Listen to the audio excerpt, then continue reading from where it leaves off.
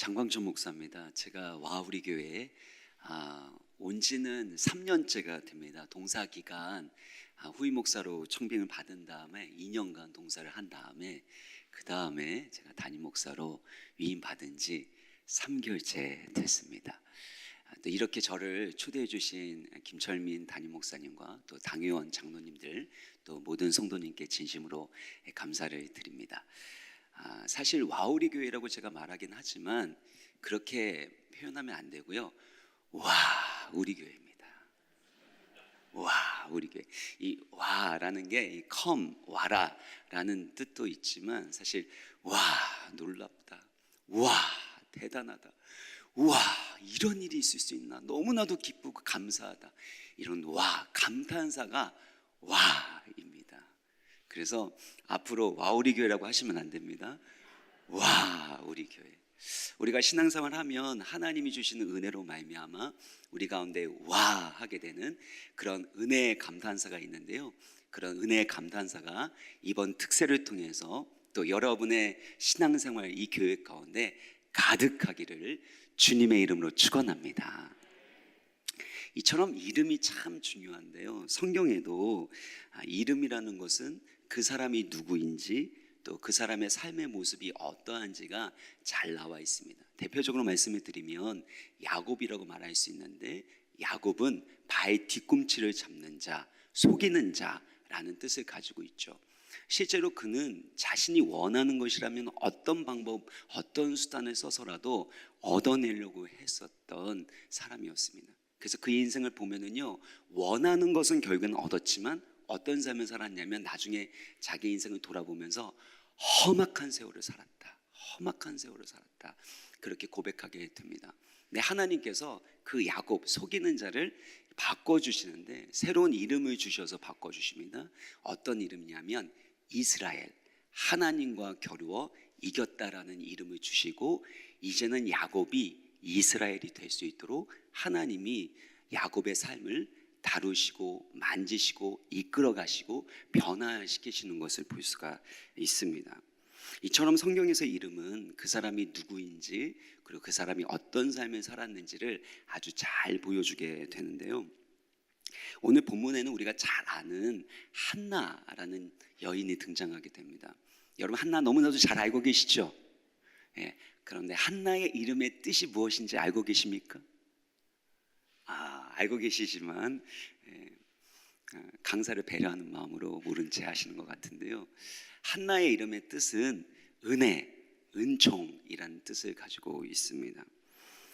본문을 잘 살펴보면요, 은혜, 은총이라는 이름을 가지고 있는 한나의 이름과는 다르게 사실 한나는 은혜를 받지 못하는 여인, 하나님의 은혜로부터 끊어진 여인처럼 보인다라는 것입니다. 15절을 보면 한나가 자기 자신에 대해서 소개를 하는데 뭐라고 소개하냐면요, 나는 마음이 어떤 여자요? 슬픈 여자다라고 표현하고 있습니다. 얼마나 마음이 괴롭고 슬프면 자기 자신에 대해서 소개하게 될 때 나는 마음이 슬픈 여자입니다 라고 소개하겠습니까? 또 16절을 보면은요, 한나가 이런 표현을 합니다. 나의 원통함과 격분됨이 너무나도 많기 때문에 이렇게 내가 하나님 앞에 기도하고 있습니다라고 그렇게 이야기하고 있습니다. 한나에게 무슨 일이 일어났기에 왜 그렇게 슬프고 괴로운 그런 인생을 살아가고 있는지 살펴보게 되면요, 2절을 보시면 엘가나라는 남자가 있었는데 엘가나의 남자에게는 두 아내가 있었습니다. 한 사람은 한나였고 또 다른 사람은 브닌나였습니다. 근데 브닌나에게는 자식이 있었고 한나에게는 자식이 없었던 것입니다. 신학자들이 볼 때는 한나의 이름이 먼저 나왔기 때문에 아마 본처가 한나였을 것이고, 아이를 낳지 못하기 때문에 아무래도 브닌나가 첩으로 들어와서 아이를 낳지 않았을까라고 추정해 보게 됩니다. 브닌나의 이름의 뜻은요, 진주, 보석이라는 뜻을 가지고 있는데요, 자녀가 있는 브닌나는 그 가문에 있어서는 어떤 존재예요? 보석과 같은 존재라고 말할 수 있습니다.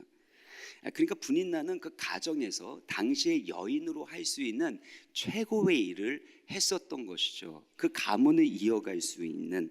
그래서 분인나가 정말 세상 사람들이 봤을 때는 축복받은 성공한 여인이라고 말할 수 있지 않겠습니까?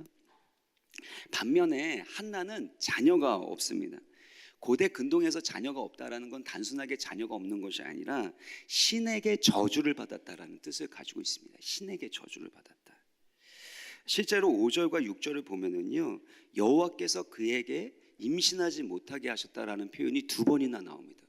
하나님이 한나를 임신하지 못하게 하신 것은 저주처럼 보인다라는 것입니다. 그리고 한나에게 자녀가 없다는 건 미래에 그녀를 돌봐줄 그런 자녀가 없다는 것이고, 그렇다는 것은 미래에 소망이 없는 여인이라는 뜻이기도 합니다. 이걸 볼 때 은혜, 은총이라는 이름을 가지고 있는 한나의 이름과는 다르게 오히려 반대로 한나는 신에게 저주를 받은 자로서 낙인이 찍힌 여인이었고, 또 하나님의 은혜로부터는 소외되고 끊어진 여인처럼 보이는 거 아닙니까?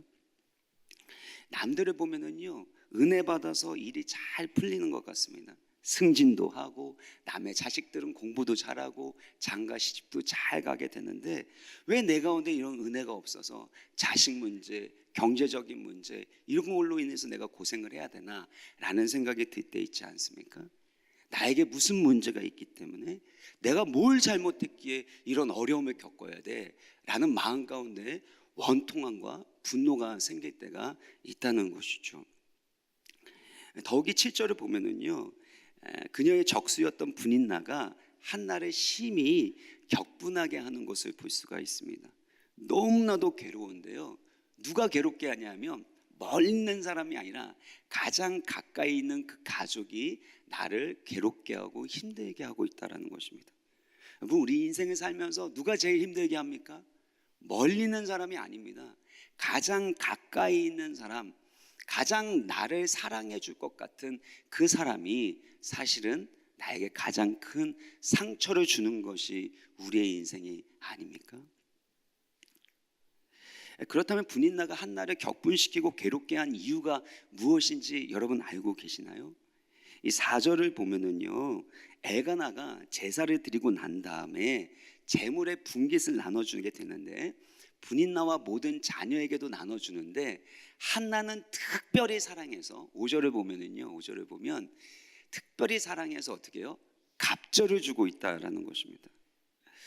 남편 엘가나가요, 자식을 낳고 이처럼 고생하고 애쓰고 있는 가문의 대를 이어주고 있는 자기를 사랑하는 게 아니라 누구를 사랑하고 있어요? 한나를 사랑하고 있는 것입니다. 그러니까 사랑받지 못하는 분인나의 마음이 여러분 이해가 되십니까? 그 마음이 얼마나 원통하고 괴롭겠습니까? 한나를 볼 때마다 마음 가운데 일어나는 그 질투와 시기, 이 분노, 남편에 대한 미움이 다 누구에게로 향하게 될까요? 당연히 한나에게로 향하게 되지 않겠습니까? 자신의 마음이 너무나도 괴롭고 자기의 마음이 너무나도 지옥 같으니까 한나도 그렇게 만들고 싶은 거 아닐까요? 제가 어떤 성도님과 상담을 했는데요, 그 성도님에게 말씀을 드렸어요. 왜 그분을 그렇게 괴롭히시고 힘들게 하십니까? 그랬더니 그분이 말씀하시는 게, 목사님, 제 마음이 지옥입니다. 제가 얼마나 괴롭고 힘든 줄 아세요? 그렇게 말씀하시더라고요. 그분의 마음이 지옥이고 너무나도 괴로우니까, 견디지 못하니까 상대방도 힘들게 하고 괴롭히고 그 사람의 마음도 지옥으로 만들게 되는 부분이 있었더라는 것입니다. 여러분, 우리 가운데 복이 많으면 어떤 말이 나올까요? 축복의 말이 나오겠죠. 우리 마음 가운데 감사와 기쁨이 많으면 감사와 기쁨의 말을 할 텐데, 누군가가 어떻게 저런 말을 하지? 어떻게 저런 걸 가지고 문제를 일으키지? 라고 한다는 것은요, 사실은 나를 괴롭히는 그 사람이 더 괴로움과 어려움 가운데 있기 때문일 수 있다는 것입니다. 분인나의 마음이 지옥이기 때문에 한나의 마음도 지옥으로 만들고 싶었던 것이죠. 그렇다면 여러분 생각할 때 분인나와 한나 중에 누가 더 불쌍합니까? 아이는 낳았지만 남편에게 사랑받지 못하는 분인나, 남편에게 사랑은 받지만 아이가 없어서 그렇게 고통당하게 되는 한나, 둘 중에 누가 더 불쌍하다고 생각을 하십니까? 제가 이 질문을 하게 되면은요, 30대에서 50대까지의 여성도님들은 말씀하시는 게 저마다 다 분인나가 불쌍하다고 합니다. 애 키우면서 이 고생하는데 남편은 알아주지 않지, 이상한 여자를 사랑하고 있지. 그러니까 요즘 웃어주셔야 되는데 이게 분위기가 예. 그러니까 그렇게 표현을 하는데요. 60 이상 되신 우리 권사님들이나 성도님께 여쭤보면은요, 하나같이 한나가 불쌍하다고 합니다. 남편에 대한 소망이 없어서 그런 게 아닌가. 이것도 좀 웃어주셔야 되는데 새벽이라서 민망하게 되는데요. 네, 제가 목이 탑니다. 네.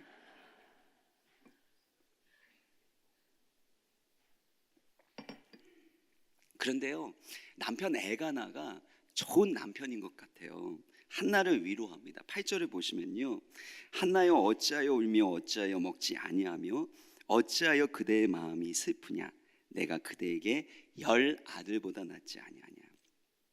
엘가나가 한나를 정말 사랑했던 것 같아요. 그러니까 남자가 남편이 이렇게 따뜻한 말로 위로하기가 쉽습니까? 어렵습니까? 어렵죠. 그런데 내가 당신에게 10 아들보다 낫지 않느냐, 이런 따뜻한 위로의 말을 하는데 문제는 뭐냐면 아내 입장에선 전혀 위로가 되지 않는다는 겁니다.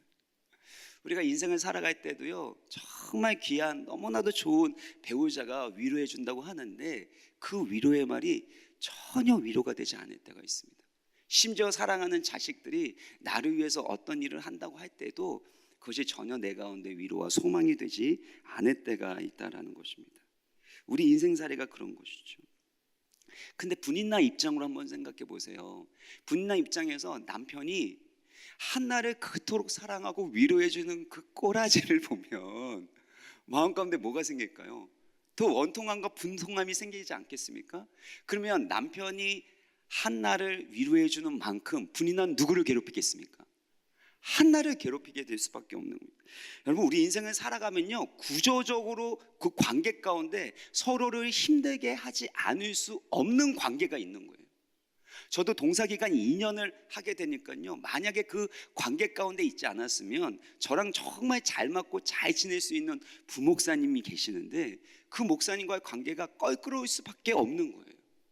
구조적으로 어쩔 수 없이 그 사람에 대해서 견제하게 되고 미워하게 되고, 내가 하고 싶어서가 아니라 내 입장에서 내 위치에서는 그럴 수밖에 없는 구조 가운데서 살아가고 있기 때문이라는 겁니다. 그래서 여러분께서 좀 기도하면서 마음을 넓혀야 되는 것은요, 어쩔 수 없는 구조 가운데서 그런 갈등과 아픔이 있을 수밖에 없기 때문에, 그래서 하나님 주시는 그 사랑과 은혜를 가지고 그 모든 것들을 품고 극복하고 이겨나가야 한다라는 것입니다. 아무리 풀려고 해도 풀리지 않고 꼬이게 되는 관계 가운데 한나와 분인나가 있었던 거예요. 그렇다면 여러분에게 질문하겠습니다. 이제 누가 더 불쌍하게 보이십니까? 누가 더 불쌍하세요? 둘 다 불쌍합니다. 여러분이 한번 따라해 보겠습니다. 둘 다 불쌍합니다. 예. 우리가 알고 보면요, 다 불쌍합니다. 알고 보면 다 불쌍. 우리 옆에 분들 바라보시면서, 특별히 가족이 왔으면 알고 보면 다 불쌍합니다 인사하겠습니다. 알고 보면 다 불쌍합니다. 예. 저도 불쌍한 사람입니다, 여러분. 예. 예. 여러분, 우리가 깨달아야 될 사실, 진리가 있는데요, 알고 보면요, 우리가 분인나이든지 한나이든지 둘 중에 하나라는 겁니다. 모든 것을 갖춘 사람은 없다는 거예요.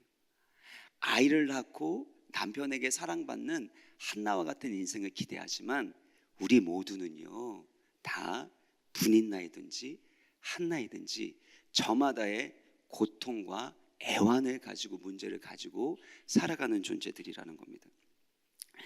그런데 한나와 분인나의 결정적인 차이가 있는데요, 고난에 대해서 어떻게 반응하는가, 고난에 대한 태도와 반응입니다. 분인나는 자기 안에 있는 격분됨과 원통함을 어떻게 하죠? 누구에게 쏟아놓습니까? 자신보다 약한 한나에게 쏟아놓는 것을 볼 수 있습니다. 여러분 직장 생활 할 때도요, 자기 성질대로 살아갈 수 없습니다. 자기보다 힘 있는 사람에게는요, 자기의 목줄을 잡고 있는 인사권을 가지고 있는 사람에게는 하고 싶은 말도 못 하는 거예요. 근데 나보다 힘이 약하면 그동안 내 가운데 쌓였던 분노, 원통함, 이 모든 것들을 다 쏟아놓을 수 있는 것이죠.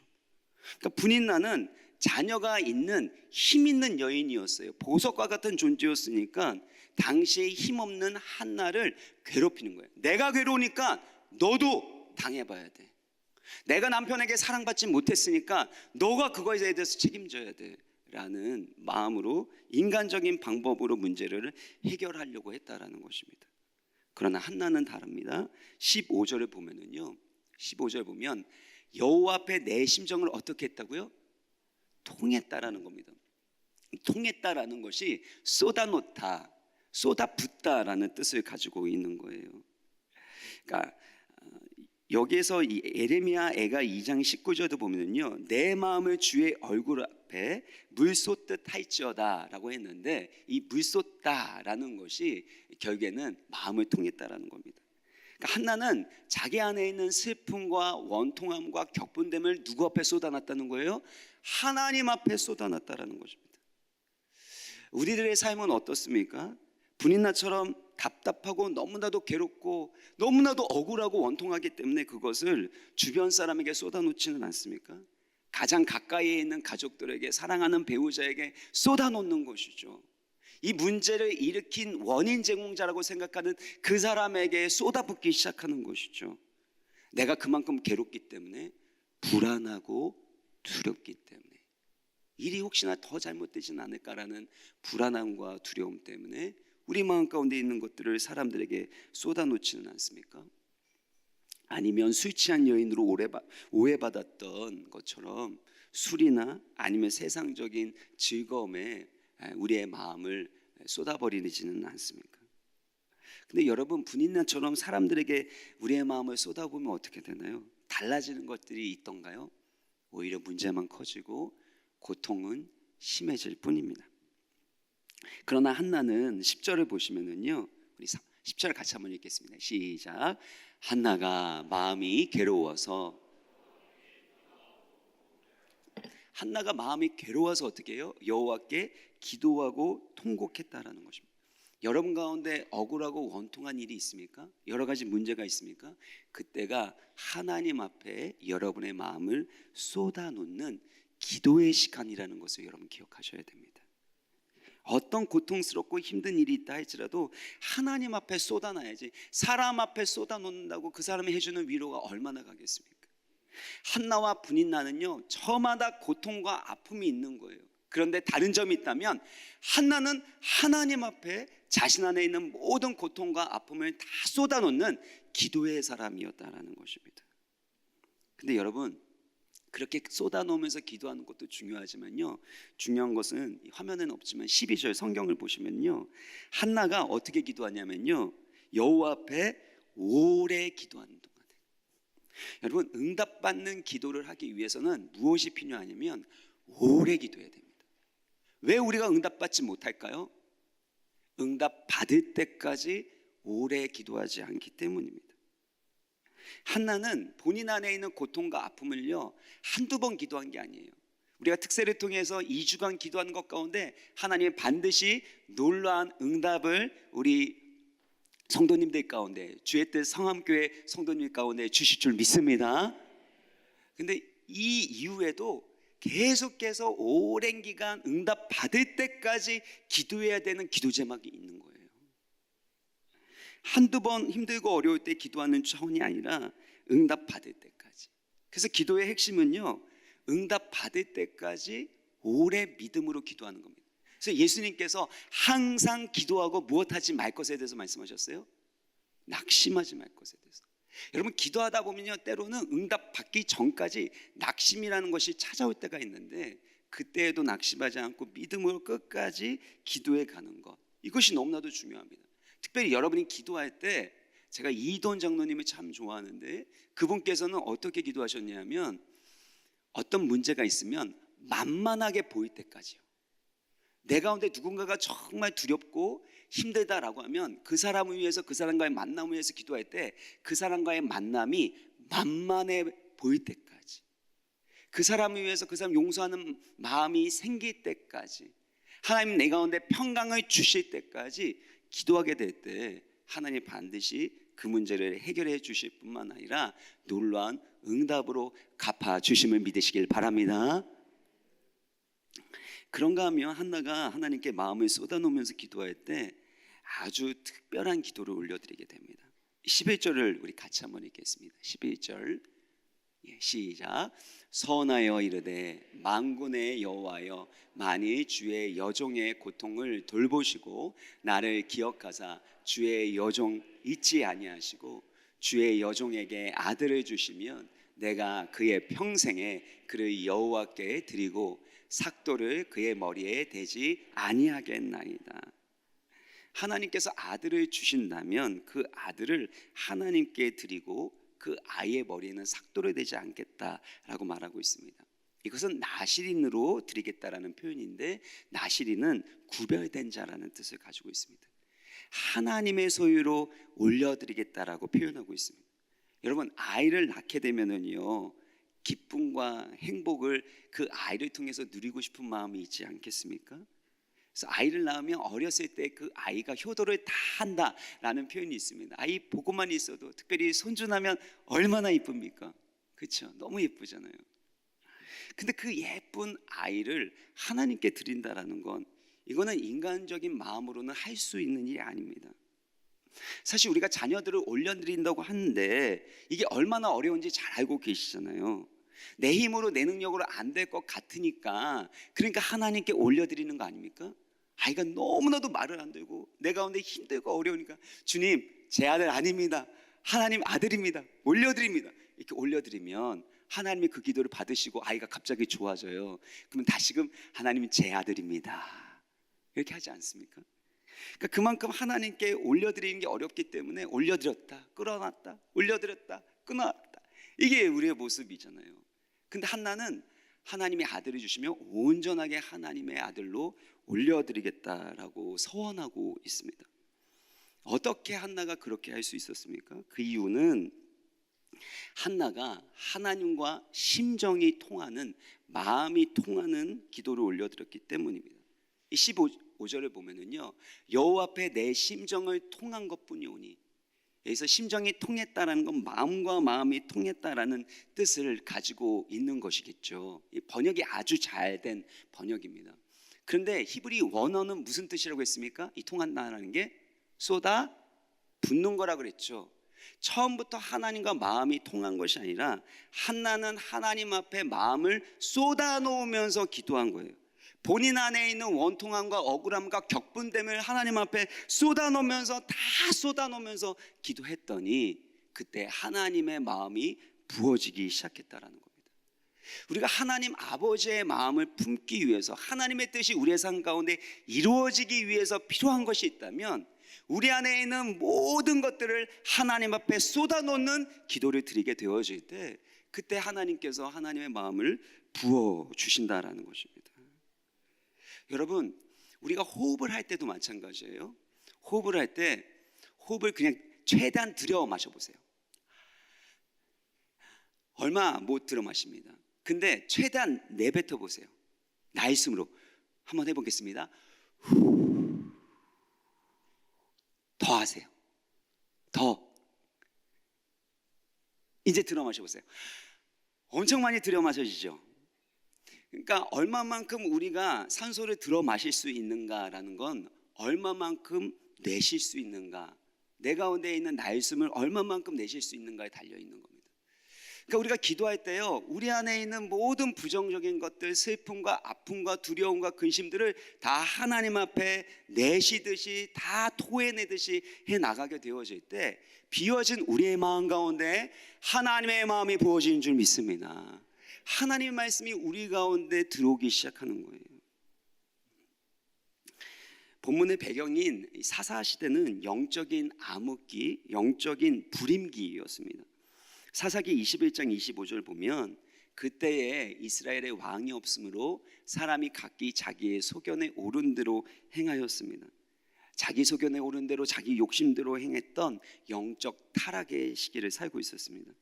그러니까 하나님의 말씀을 제대로 전하는 지도자가 없었던 것입니다. 그래서 다음 세대가 믿음의 세대가 된 것이 아니라 다음 세대가 다른 세대, 하나님을 알지 못하는 다른 세대가 되어버렸습니다. 이스라엘은 다음 세대의 신앙 계승을 이루지 못하는 영적인 불임 상태에 있었다라는 것입니다. 그러니까 한나가 하나님 앞에 자기가 아이를 낳지 못하고 분인나에게 괴롭힘을 당하는 그 과정 가운데 하나님께 눈물로 기도하는 과정 가운데 뭘 깨닫게 되냐면, 나만 이렇게 고통스럽고 슬픈 것이 아니구나, 나만 아이를 낳지 못하는 것이 아니라 이스라엘이 영적인 자녀들을 낳지 못하고 있고, 그래서 하나님의 마음이 고통스럽고 슬프구나라는 하나님의 마음을 품게 된 것입니다. 영적으로 타락하고 황폐한 이스라엘 때문에 고통하는 하나님 아버지의 상한 마음을 품게 되니까 한나가 이렇게 기도하는 거죠. 하나님, 저에게 아들을 주시면 그 아들을 하나님께 드리겠습니다. 이 영적인 불인기에 있는, 영적 암흑기에 있는 이 시대의 인물로 하나님의 영광을 위하여 사용하여 주십시오. 하나님 아버지의 마음을 품게 되었고 하나님의 구원의 뜻을, 그 계획을 구하고 있는 것을 볼 수가 있습니다. 한나는 자기의 행복과 만족을 위해서 아들을 구한 것이 아닙니다. 사명을 따라 살아가게 된 것이죠. 한 청년이 이 눈에 망막 분리증, 박리증이 생겼습니다. 갑작스럽게 실명할 수 있다라는 그런 의사의 진단을 받게 됩니다. 눈앞이 번쩍거리게 되고 또 깨어져 버리는 그런 현상들이 있었는데, 지속적으로 치료를 받고 있었는데, 만약에 이 병이 다시 한번 재발하게 되면 그러면 회복되는 것이 불가능할 수 있다라는 의사의 말을 듣게 되었습니다. 근데 함께 수련회를 갔는데, 수련회를 간 그날 밤에 갑자기 앞이 흐릿해지고 깨진 그 상태로 보이기 시작하는 거예요. 그러니까 의사의 말이 생각나면서 다시금 재발하게 되면 그러면 나는 이제 눈에 장애를 갖게 되는가? 그리고 컴퓨터로 음악 작업을 하고 있었던 자매였는데 더 이상 컴퓨터를 바라보지 못하게 되면 나는 어떻게 작곡을 하게 되는가? 나의 미래와 나의 소망은 어떻게 되는가? 라는 두려움이 밀려오게 되었습니다. 원래 이 자매의 소원은요, 명품 옷을 입고 강남 거리를 이렇게 돌아다니는 것이 그녀의, 그 청년의 이 꿈과 소원이었다고 합니다. 그래서 제가 그 자매한테 얘기를 했습니다. 이제 너의 꿈과 삶을 주님께 드릴 때가 된 것 같다. 너의 삶이 주님께 드린 때가 된 것 같다. 그리고 그렇게 말해주고 그 자매를 위해서 제가 손을 얹고 간절히 안수기도, 치유의 기도를 했습니다. 그리고 나서 야, 눈 떠봐라. 어떻게 됐냐? 여러분 어떻게 됐을 것 같습니까? 목사님 똑같은데요 그러더라고요. 이것도 웃어주셔야 되는데 새벽에 이거 민망하지 않습니까 제가? 네. 근데 제 마음 가운데 확신이 들었어요. 그래서 이렇게 얘기했습니다. 분명히 하나님이 너의 눈을 고쳐주실 거다. 근데 이제는 너 자신을 위해서 살지 말고 하나님 주시는 마음으로, 하나님 주신 사명으로 살아가야 된다. 제가 그렇게 권면을 하고 보냈습니다. 그리고 나서 수련회니까 이곳저곳 공동체를 살펴보고 있었는데 어느 모임에 갔는데 그 자매가 저랑 기도하고 이야기했었던 것들을 나누고 있더라고요. 그래서 가서 동일하게 그 자매와 또 같이 있는 그 모임 가운데 동일한 이야기를 하고 같이 합심해서 제가 또 안수기도하면서 한 번 더 기도를 했습니다. 그리고 이제 자러 갔는데요. 아침에 그 자매가 오더니요, 목사님 제 눈이 보입니다. 치료가 됐습니다. 그래서 제가 그때 하나님께서 너 가운데 이런 놀라운 은혜를 주셨으니까 내가 말한 것처럼 너 자신을 위해서 살지 말고 하나님의 마음으로, 하나님 주신 사명으로 살아가야 된다. 제가 그렇게 권면을, 격려를 했었는데요. 때로는 우리 인생 가운데 뜻하지 않는 고난과 아픔이 오게 되어질 때, 그때 하나님께 우리의 마음을 쏟아놓고 기도하게 될 때 하나님의 마음이 우리 가운데 부어집니다. 그러면 더 이상 나의 행복과 만족을 위해서 살아가지 않고 하나님이 주신 마음으로 살아갈 수 있고 하나님이 주시는 사명 따라 살아가는 영광스러운 인생이 되는 줄 믿으시길 바랍니다. 가장 중요한 건 내 마음이 변화되는 거예요. 주변의 상황과 여건이 변화되기 전에 먼저 내 마음, 내 중심을 하나님은 변화시키길 원하신다는 겁니다. 어느 집사님께서요, 이 사춘기 방황하는 큰아들 때문에 너무나도 괴로운 겁니다. 그 전까지만 해도 시키는 대로 그대로 잘했고 공부도 잘했던 너무나도 착한 아들이었는데 갑자기 사춘기가 되면서 반항하기 시작하는데 혹시나 애가 잘못되면 어떨까라는 생각, 두려운 마음이 생각하니까 아이를 잡으려고 그렇게 애썼다는 겁니다. 그래서 때로는 화를 내기도 하고 때로는 달래보기도 하고 그렇게 교정하려고 바꿔보려고 참 많이 노력을 했었는데 그럴수록 역효과가 나게 되고 이제는 엄마를 공격하고 상처 주고 너무나도 아프게 하는 일이 일어나게 된 거예요. 그래서 한나처럼 하나님 앞에 간절하게 새벽마다 기도하지 않을 수가 없는 거예요. 내 사랑은 첫째 아들이 왜 이렇게 됐습니까? 왜 이렇게 됐습니까? 처음에는 원망으로 기도했는데 어느 순간에 하나님이 이런 마음을 주시더래요. 내가 공부시킨다고 아들을 정말 많이 들들 볶으면서 정말 많이 괴롭혔구나. 내가 아들의 마음을 살펴보지 않고 얼마나 많이 아들을 압박하고 아들에게 상처 줬는가. 본인이 아들에게 상처받은 것들이 힘든 거 그게 보이는 것이 아니라 이제는 내가 아들에게 했었던 그 일들이 생각나고 아들이 얼마나 괴롭고 힘들었을까라는 것이 이해가 된 겁니다. 그러면서 하나님이 이런 마음을 주셨대요. 너의 아들이 아니라 하나님의 아들이고 하나님께서 맡겨주신 아들을 하나님의 심정으로 사랑하고 양육해야 된다. 이 마음을 품게 됐다는 거예요. 그 다음 날 아들한테 바로 편지를 쓰면서 주님이 주시는 마음으로 아들에게 용서를 구했다는 겁니다. 그리고 아들에게 계속해서 이 상처 주는 말을 하는 것이 아니라 이제는 사랑과 격려의 말을 하기 시작했다는 거예요.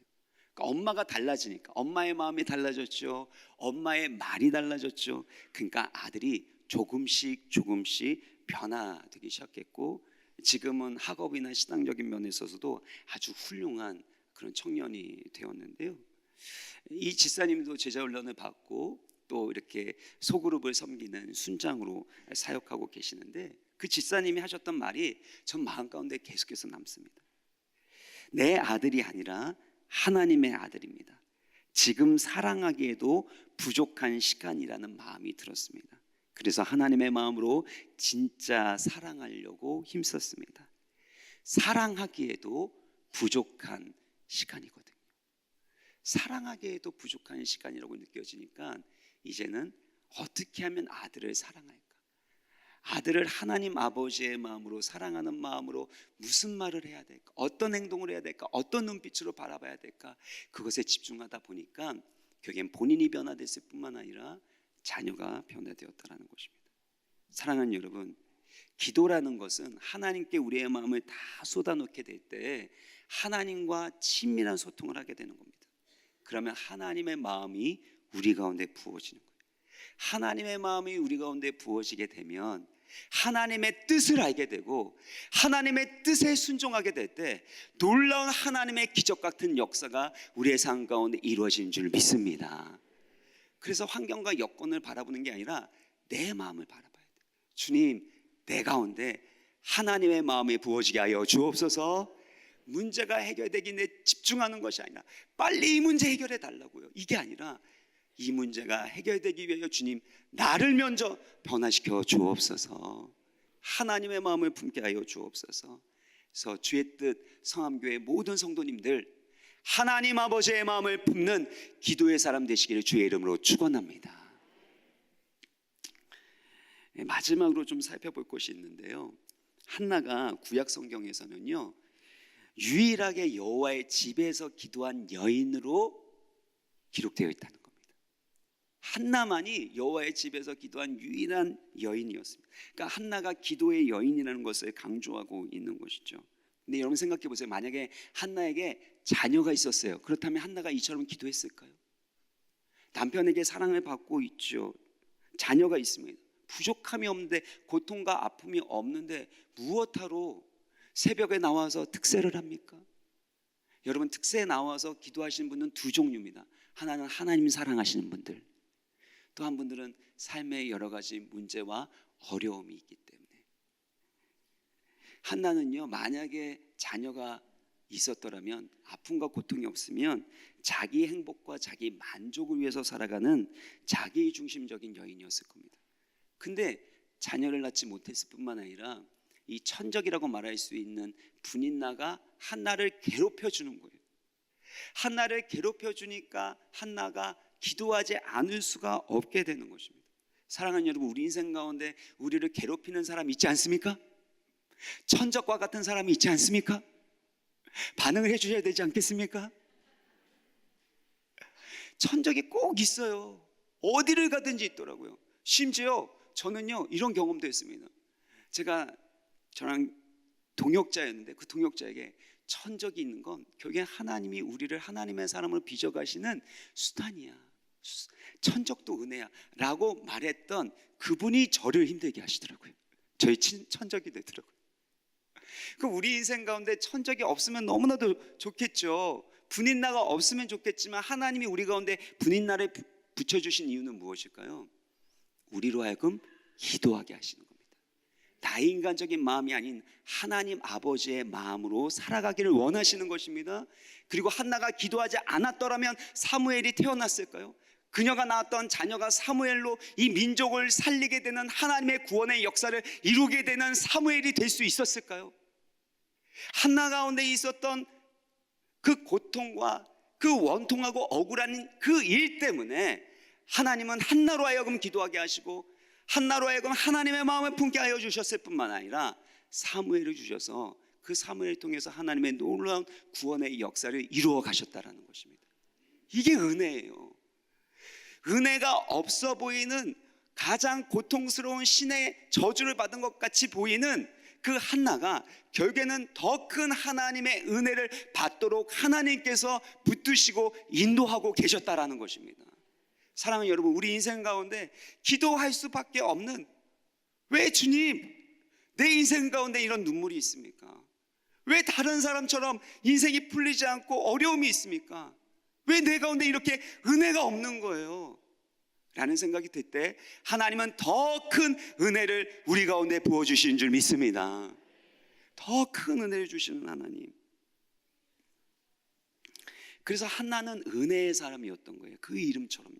18절에 보면은요, 엘리 제사장에게 당신의 여종이 당신께 은혜 있기를 원하나이다 라고 얘기하지만 엘리에게 말하는 것이 아니라 한나가 하나님 앞에 마음을 쏟아놓으면서 눈물과 통곡으로 기도하면서 했던 것이, 주여 저의 이름처럼 은혜를 주시길 원합니다.